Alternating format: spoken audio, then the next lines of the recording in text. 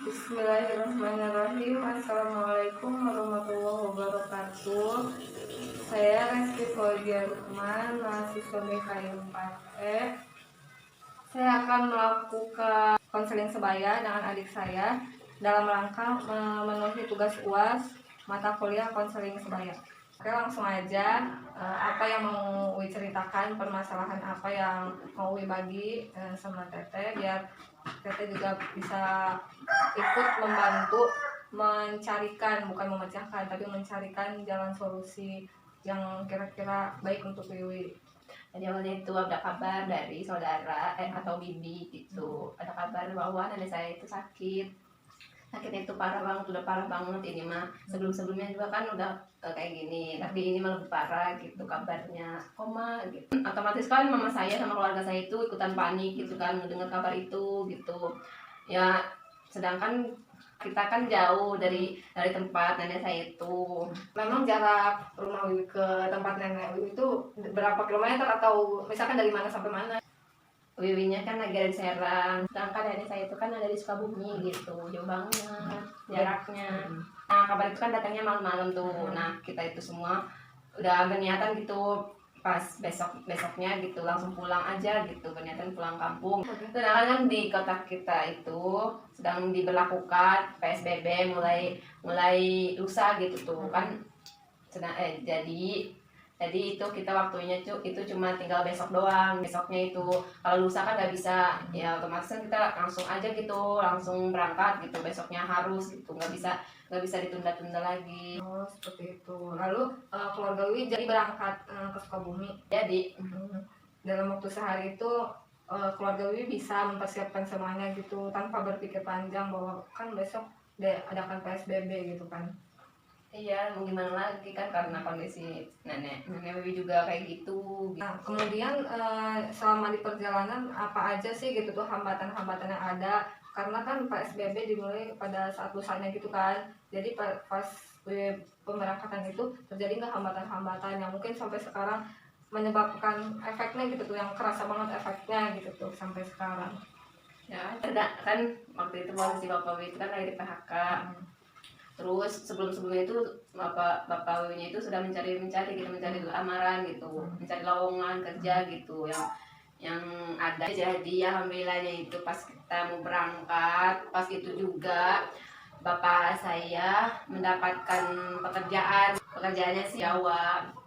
Jadi itu yang menyebabkan mulainya timbulnya permasalahan yang terus kan otomatis kan kitanya kan mau berangkat itu tuh, pada saat itu kan kita mau berangkat menggunakan mobil gitu kan, mobil bareng-bareng gitu sama bapak juga. Jadi dengan adanya kejadian itu ada hikmah dan ada permasalahan yang muncul gitu ya sampai sekarang, yang menyebabkan mungkin sampai sekarang Wiwi harus berjauhan gitu dengan orang tua Wiwi, salah satunya bapak. Tapi kan dibalik itu Wiwi juga alhamdulillahnya mendapatkan kabar gembira gitu kan, bahwa bapak Wiwi bisa bekerja lagi di sana walaupun jaraknya itu cukup jauh. Jadi itu sebenarnya permasalahan yang Wiwi rasakan. Selain itu ada lagi nggak? Dan ketika sampai Sukabumi, saya itu langsung menengok nenek saya gitu dengan perasaan khawatir gitu, sama mama saya juga. Dan juga kondisinya itu sudah koma, dan sembari menunggu PSBB selesai, saya dan keluarga saya mengurus nenek saya. Dan akhirnya Allah berkehendak lain, nenek saya itu meninggal. Saya juga ikut merasakan apa yang dirasakan, karena kehilangan orang yang sangat kita sayang itu berat banget gitu kan. Saya juga pernah merasakan seperti itu, dan Wiwi nggak sendirian, karena di luar sana masih banyak gitu kan yang merasakan sama dukanya kehilangan seperti Wiwi saat ini. Setelah itu apa hambatan-hambatan yang terjadi, dan apa yang solusi-solusi yang Wiwi temukan di balik kejadian-kejadian tersebut? Dan alhamdulillah keluarga juga cepat banget gitu mengikhlaskannya gitu, nggak terlalu larut-larut dalam kesedihan gitu, karena sebelumnya kan udah mempersiapkan diri untuk menghadapi hari itu. gitu, menghadapi hari itu, kemungkinan ada mungkinnya gitu pas. Jadi kemungkinan besar bakalan terjadi kayak gini. Jadi setelah kejadian itu kan ada hikmah yang Wiwi dapat, ada pelajaran yang Wiwi dapat. Terus sampai detik ini permasalahan yang Wiwi rasakan itu masih ada atau sudah clear beres gitu? Jujur Wiwi masih punya masalah, karena karena belum belum belum bisa pulang ke Serang gitu, belum bisa kembali lagi ke Serang gitu, karena karena di Serang belum ada aktivitas seperti biasa lagi. Jadi itu alasan orang tua belum terlalu ingin pulang ke Serang lagi. Dan itu sekarang yang masih menjadi pikiran dan permasalahan yang dirasakan sendiri gitu kan, karena belum bisa pulang ke Serang, karena Wiwi mungkin merasa kangen, dan di sini mungkin merasa jenuh, Wiwi merasa kangen seperti aktivitas sebelumnya.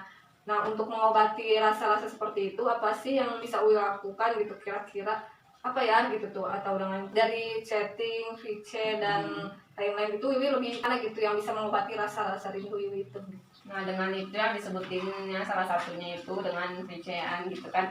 Dengan VC itu aku kan bisa lebih dekat. Oh, jadi dengan VC Wiwi bisa melampiaskan segala rasa kesal Wiwi, rasa rindu Wiwi, dan segala rasa bosan yang membuat permasalahan di sini menjadi sedikit luntur gitu kan permasalahannya, karena bisa melakukan VC walaupun jarak Wiwi jauh, tetapi VC merupakan salah satu media yang dapat membuat hati Wiwi berubah. Oke, jadi Wiwi tahu ya apa permasalahan Wiwi yang terjadi, terus apa permasalahannya yang di luar dugaan Wiwi gitu kan bisa terjadi.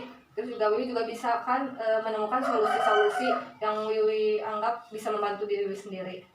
Sudah jelas?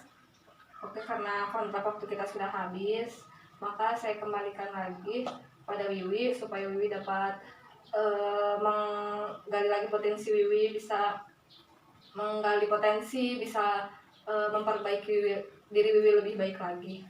Oke, terima kasih atas berbaginya, dan proses konseling sebaya ini saya cukupkan ya.